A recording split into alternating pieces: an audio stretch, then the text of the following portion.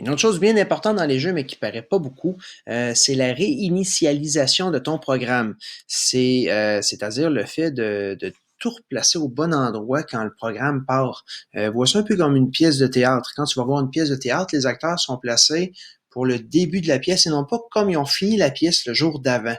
Même principe, si ton jeu finit avec les deux chats déplacés, ben, il faudrait que les chats recommencent où est-ce qu'ils sont supposés être normalement. Exemple, mon chat, s'il est supposé commencer au centre, ben, ce que je vais faire, quand mon programme va partir, je vais pas tout de suite mettre les commandes qu'il est supposé faire quand l'action commence. Je vais commencer par le réinitialiser. C'est-à-dire, je vais lui dire go to et je vais lui indiquer à quelles coordonnées se rendre. Entre 0 et 0. Il y a plein de choses qu'on peut intégrer dans la réinitialisation. Exemple, si mon personnage était caché ou si je veux m'assurer qu'on le voit, je peux lui dire « montre-toi ». Et là, au travers des leçons, on va apprendre, exemple, à lui remettre son bon costume si on l'a changé. Je peux lui apprendre aussi à reprendre la bonne taille, à reprendre la bonne orientation, la bonne rotation parce qu'il peut changer de direction.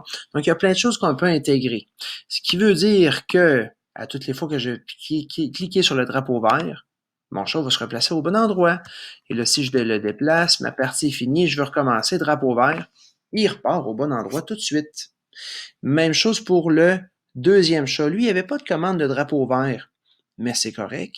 J'aime bien utiliser mon drapeau vert, entre autres pour la réinitialisation. Donc, je peux le mettre ici. On va tasser les autres. J'aime ça ordonner mes programmes pour qu'on se retrouve facilement. Donc, même chose, ici, mon chat, si lui, je veux toujours qu'il commence exactement ici, si tu remarques bien, là, ces coordonnées qui sont là, moins 123, 100, vont automatiquement s'écrire dans ce qui est là.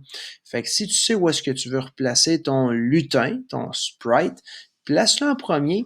Ensuite, les coordonnées vont déjà être écrites dans la commande que tu vas envoyer.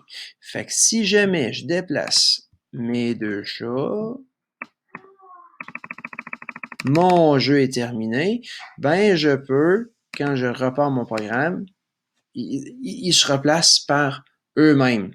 Hein, durant que je pense, là, dès que tu modifies quelque chose, tu as un petit save now qui apparaît ici. Je te recommande de cliquer dessus une fois de temps en temps. C'est pratique parce que ça arrive à Scratch de rencontrer un problème, de planter.